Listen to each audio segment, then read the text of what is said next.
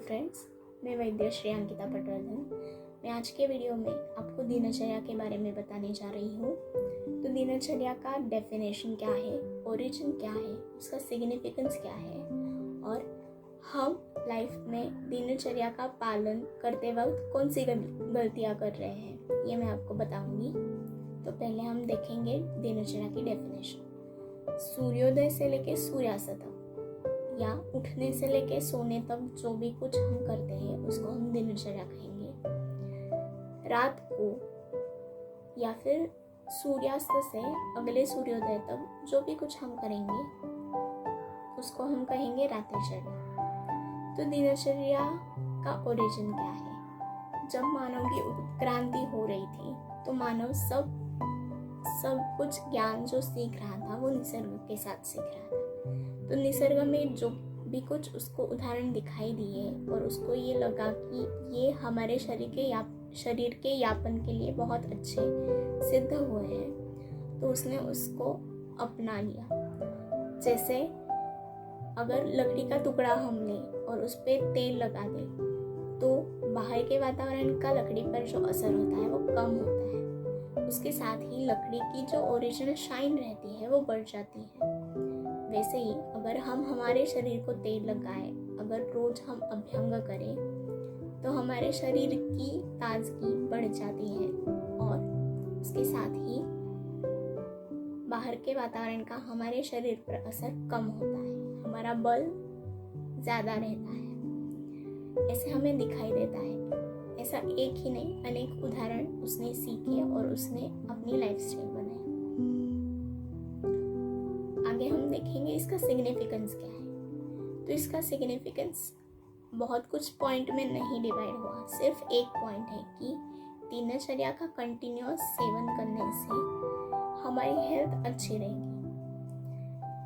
एक अगर हमारे बॉडी में एक डिसीज तैयार हो रहा है तो उस डिसीज के पीछे बहुत सारी हिस्ट्री होती है कि हम बहुत साल से, बहुत टाइम से हम कुछ बुरी चीज़ें करते हैं, अपने तबीयत के लिए जो चीज़ें बुरी हैं वो ही करते आ रहे हैं, इसीलिए हमें वो डिसीज हो जाता है।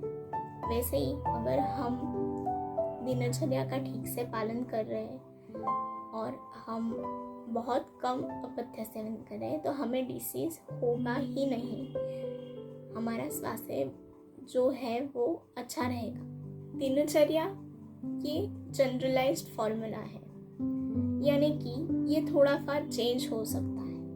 अगर ऋतु के वातावरण के चेंज के अनुसार हम इसको चेंज कर सकते हैं। क्रियाएं नहीं, लेकिन उसके साथ जो हम द्रव्य ले रहे हैं या फिर हम क्या यूज कर रहे हैं उसके लिए, उस क्रिया के लिए जो भी कुछ हम पदार्थ यूज कर रहे हैं वो हम चेंज कर सकेंगे। ये ऐसे हो सकता है। कोई व्याधि है तो उस रोगी के हिसाब से किसी को हम अभ्यंग करेंगे, किसी को नहीं करेंगे, किसी को हम नस्य देंगे, किसी को नहीं देंगे, किसी को हम तांबुल खाने को बोलेंगे, किसी को नहीं बोलेंगे। तो ये जनरलाइज्ड फॉर्मूला है जो इधर उधर हो सकता है हर एक के प्रकृति के साथ। फिर भी जो डिजाइन किया गया है वो फॉर्मूला हमें रोज सेवन करना है, इसीलिए इसको दिनचर्या नाम है। हर दिन करने के लिए है, हर दिन में यही करना है, इसीलिए दिनचर्या है। उसके तो ये एक ही सिग्निफिकेंस है कि जितना ज़्यादा ड्यूरेशन अपने दिनचर्या के पालन का है उतना ज़्यादा ड्यूरेशन हमारे स्वास्थ्य का है। और स्वास्थ्य ये सबसे अहम चीज़ है, उसके लिए हम कॉम्प्रोमाइज़ नहीं कर सकते। अगर हमारा स्वास्थ्य बर्बाद हो जाता है तो हमारी लाइफ पूरी बर्बाद हो जाती है। तो एक ही सिग्निफिकेंस, लेकिन ये सबसे इम्पोर्टेंट है। उसके बाद हम देखेंगे कि हम क्या गलतियाँ करते हैं आज दिनचर्या पालन करते वक्त। हमें ये बताया जाता है कि हमें सुबह जल्दी उठना है, पर आज के ज़माने में बहुत सारे लोग लेट उठते हैं, रात को बहुत जागते हैं, तो ऐसा नहीं करना है। उसके बाद बताया है कि मल प्रवर्तन सुबह उठने के बाद जल्दी से ही हो जाना चाहिए।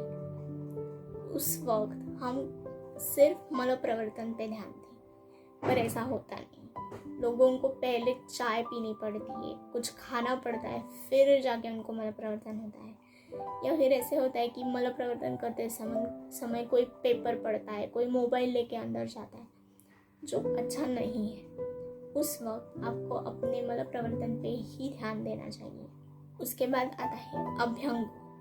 हम कोई करते नहीं है अभ्यंग, टू बी प्रैक्टिकल या फ्रैंक। फिर भी ये करना चाहिए।